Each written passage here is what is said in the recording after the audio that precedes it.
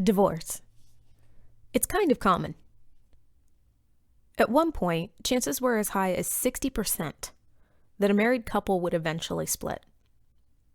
And even with a drop in divorce numbers as recently as 2016, down to around 3.2 per 1,000 people, according to the CDC, chances are you know someone who's been divorced at least once.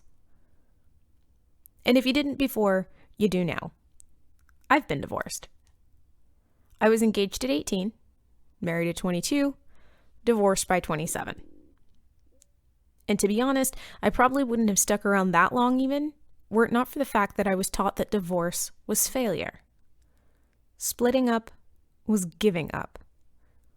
Ending your marriage was letting down everyone you knew and making a huge world-ending mistake. Except it wasn't.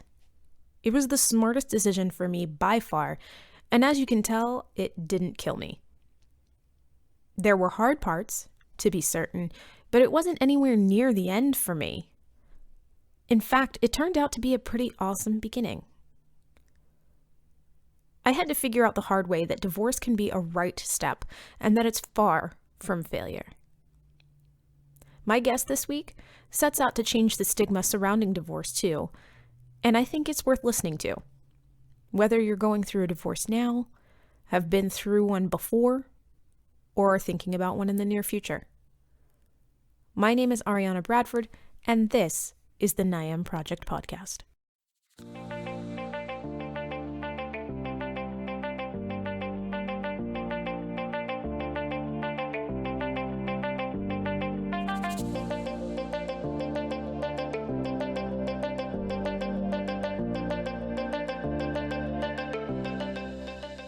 Hey everyone, what's up? As I've mentioned, I am Ariana Bradford, and this is the NYAM Project Podcast, and you're listening to episode 12, Divorce is Not Doom. So I know it still sounds weird to a lot of people to hear about divorce in a way that isn't gloomy or discouraging, but that's kind of the point here. No one gets married in hopes of ending their union, at least I hope not, but people do grow and change, and sometimes, in my case, for example, they make the decision to get married without truly understanding what they're getting into. Anna Demouchet, my guest today, lives a life after divorce that includes amicable relationships with her ex, peaceful co-parenting of her child, and an existence that I would say is pretty damned harmonious. Yeah, so I actually came from a blended family. So my parents divorced when I was, I don't know, maybe 5 or so. And they both remarried. So I had, stepbrothers and sisters and grew up with a stepmom and stepdad. And then my husband and I were together for, almost 15 years and came to a place where we realized, we did all the normal things like the counseling and the this and that and our personal work and realized nothing's broken here. It's just different. Like we just transitioned into different people. It's a different relationship. So we transitioned into basically co-parents and friends.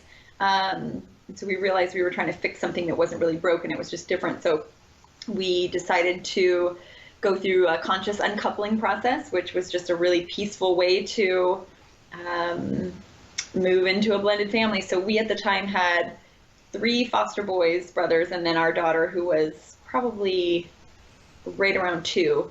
And we did it very mindfully and very consciously. It, probably took 6 months. We gave the kids several months of knowing that, he was going to move out before we did everything. And we talked a lot about it and made sure everybody understood what was happening and that we still loved each other. We were still going to be a family. But we were going to have 2 houses and they were going to go back and forth and they were going to have rooms in both houses. And, we worked on figuring out where he was going to live and how we were going to split everything and just did a really peaceful unfolding. And he lives about 3 miles down the street and wow. We see each other all the time. So, we see each other almost every day. Our foster boys have gone home, but we obviously still have our daughter. And she goes back and forth. We have 50-50 parenting and we do holidays together, birthdays, and include our significant others. Like, for instance, last year at our daughter's birthday party, his other half was there, and it wasn't weird. It wasn't odd. Like we just are a very close family. It's sort of like we just have an extended family now. Wow. And so you guys are actually pretty close still. You're still friends. Yeah. That's Yeah. awesome. I mean, he will always be a very dear person. It's sort of like he just became part of my extended family. So, we'll of course always love each other, but just not in the same way, not as husband and wife, just sort of like he's my cousin now or like my brother-in-law or something. I don't know. We'll always be family. We'll always be close. And yeah, I mean, that's just when you do all your own emotional work, that's how you can be when things need to change.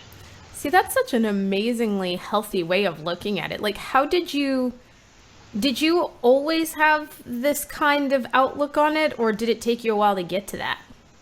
I actually thought it was going to be a very terrible experience just because the stigma of divorce is so big. Like, you just think it's going to be devastating and horrible and the worst time of your life because that's what you like think about when you think about divorce is, oh my gosh, it's just going to be so terrible for everyone.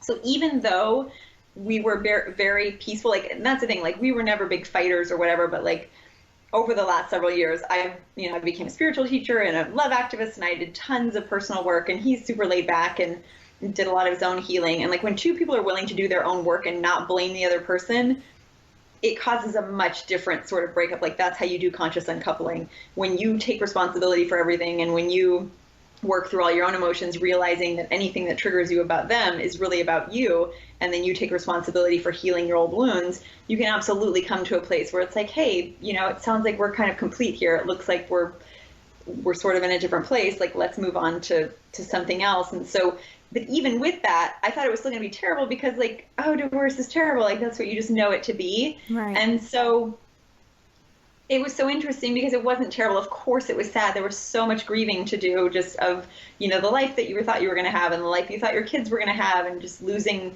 this person, even though he's still in my life. Obviously, we're not as close as we were. And just like a lot of things you have to mourn and grieve. And so there was a lot of sadness and a lot of processing, but it wasn't terrible. And I remember getting to the end going, wait a minute, that wasn't tragic. Like that was the worst thing I've ever been through. Like what, that's like, people need to know this is possible.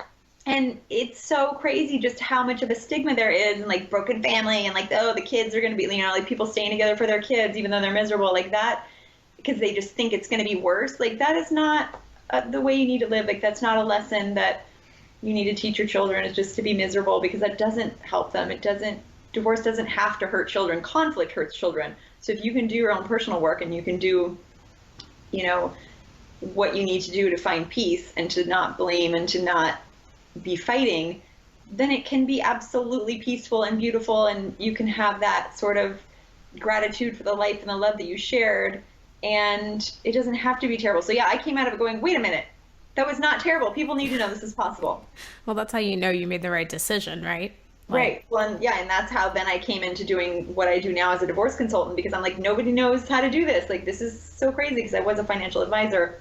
And so I got my license to, help people through divorce and do that financial piece. And it's really necessary that people realize that this is possible, because so many people just don't think it's possible. They just think automatically it's going to be terrible. Automatically it's going to hurt the kids. And it does not have to be that way. The fact is, we all worry about how much divorce is going to hurt us. And of course, it's divorce. It's going to hurt.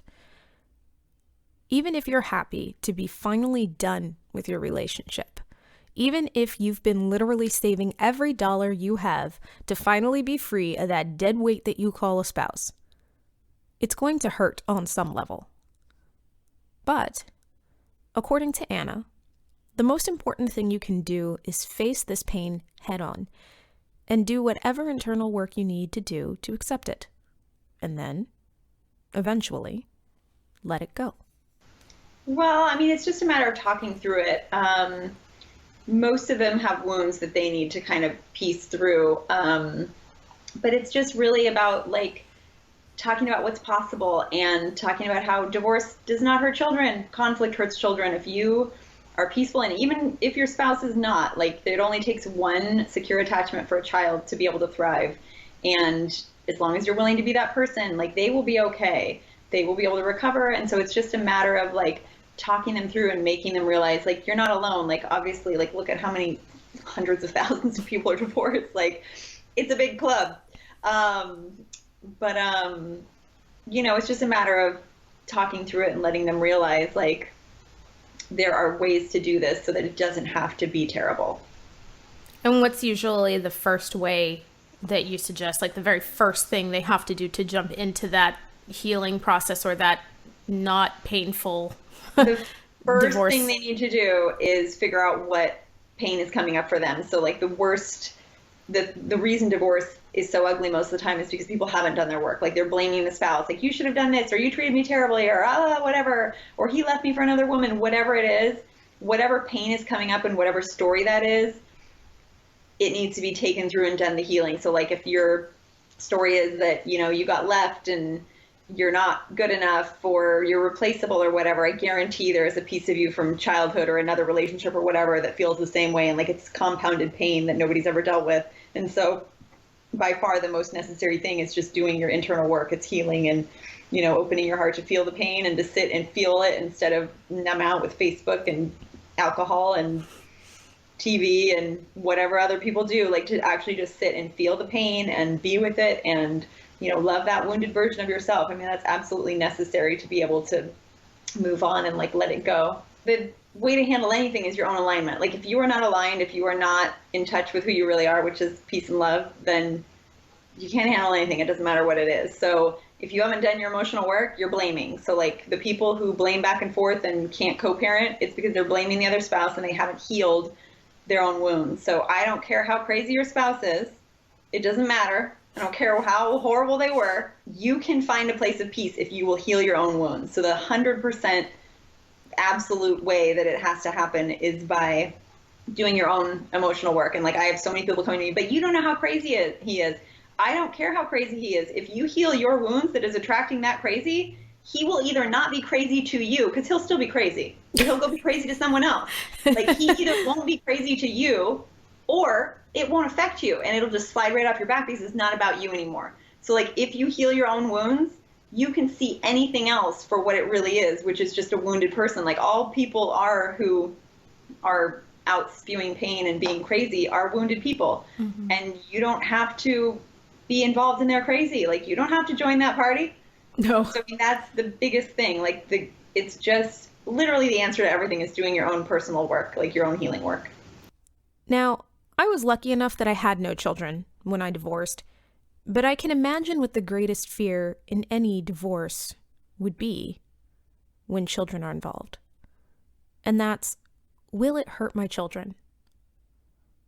How can you ensure that it does the least amount of damage possible? Anna's advice is to be straightforward, be age appropriate, and leave the littles out of the big arguments. The biggest thing is letting them be kids. So obviously you want to be as honest as you can within their understanding level. So my daughter was only 2, so we kept it very simple for her, but the other kids were, let's see, probably 4, 6, and 7. But we were just very honest, like, hey, look, Dad and I still love each other, but it's not the same kind of love. We've decided not to be husband and wife anymore. We're going to love each other as friends and as parents. And we've decided that we're going to live separately. That has nothing to do with you guys. We still love you. We're both still going to be here for you. You're going to have 2 bedrooms, which they were really excited about. You guys are going to have 2 bedrooms. You're going to go back and forth. You're still going to see each other. You're still going to see both of us. We're still going to do things together. And in the case where, maybe one parent is leaving and they aren't going to see them very often, it's just being very honest. Like, this is not about you. This has nothing to do with you. Nothing would have changed if you would have been any different. Because a lot of kids think, especially when parents fight about children, which they often do. Like, parents fight about money. They fight about parenting. So if your kids have heard you fighting about them, like, oh, you shouldn't have let her do this, or you always let her get away with this, that is detrimental. So just stop right now. Anybody who's doing that, like, do not let your kids hear you fight. But anyway, if they have, they might think it's their fault. Like, oh, they were fighting about me. If I hadn't have done this, then they wouldn't have gotten divorced. That's a huge deal. Like a lot of kids internalize things and they make it about them because that's how kids are. Like the world revolves around them. So you want to make it very clear that this has nothing to do with you. This is totally about, me and daddy. We still love you both. Nothing has, we still both love you. Nothing has changed. That will always be the case. We'll always still be a family. We just won't be living in the same house.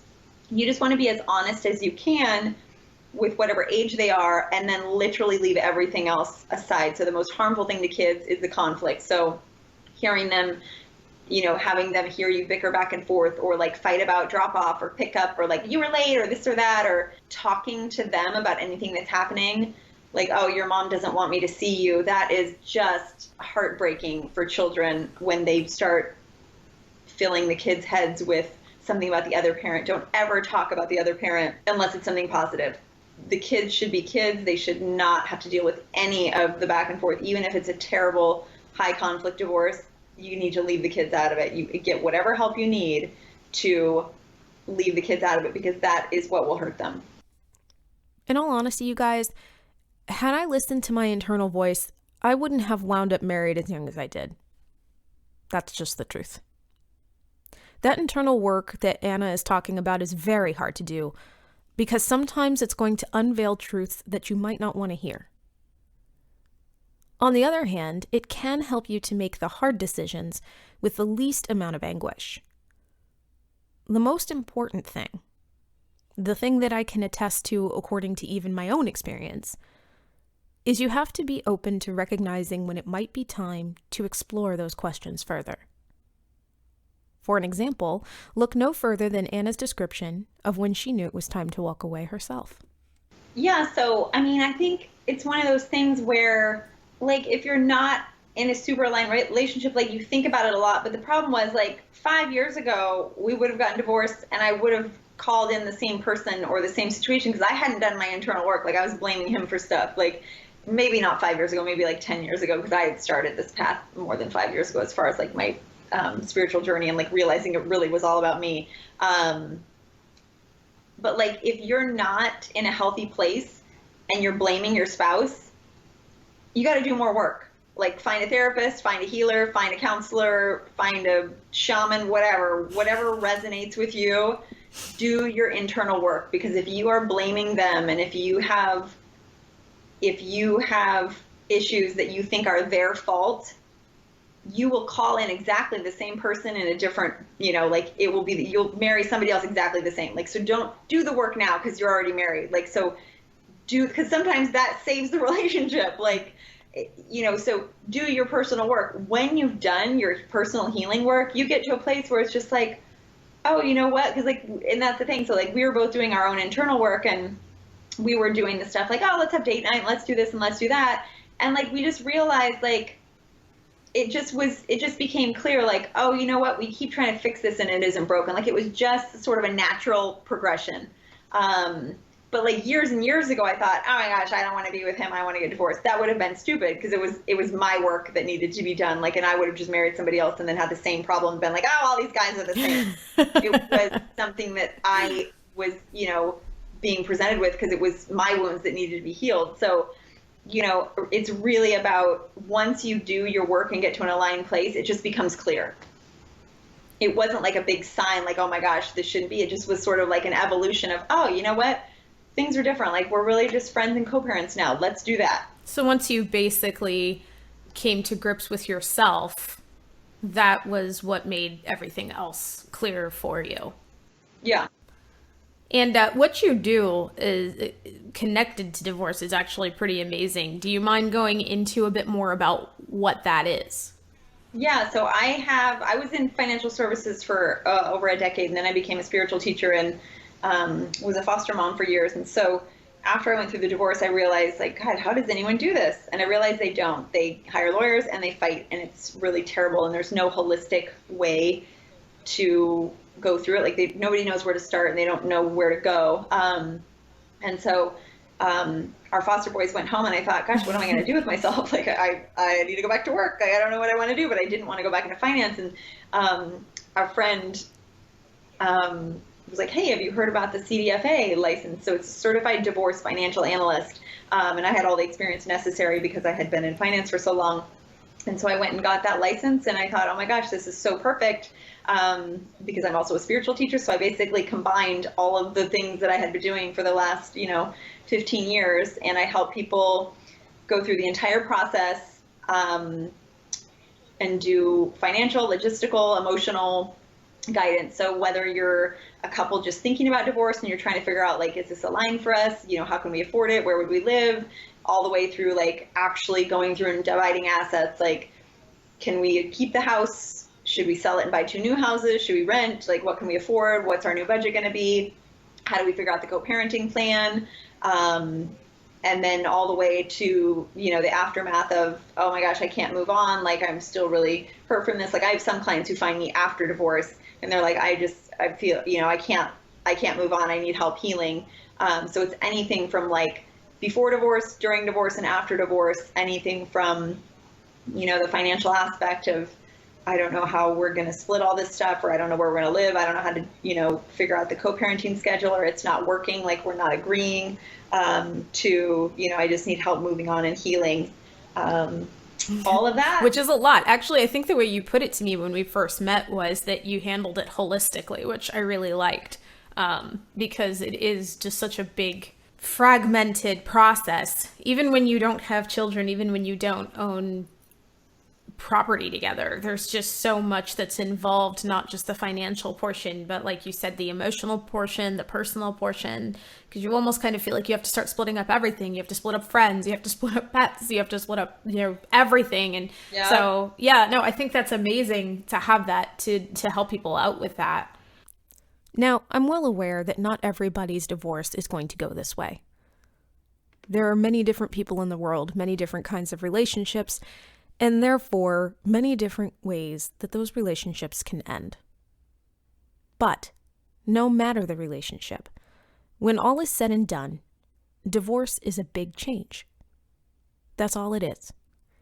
And as with any big change, it will come with major upset, big emotion, and plenty of challenges to everything you thought you knew.